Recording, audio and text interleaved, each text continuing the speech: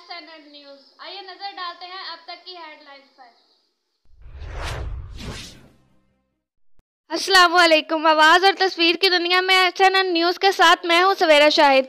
खबर शामिल करते हैं शाह सदरुद्दीन डेरा गाजी खान से, जहां डीपीओ डेरा गाजी खान अख्तर फारूक की तरफ से खुली कचहरियों का सिलसिला जारी। एजाज अहमद खोसा की रिपोर्ट के मुताबिक डीपीओ अख्तर फारूक ने खुली कचहरी में अवाम के मसाइल सुने और इन मसाइल के हल के लिए मुतल्लिका अफसरान को फौरी अहकामात जारी किए।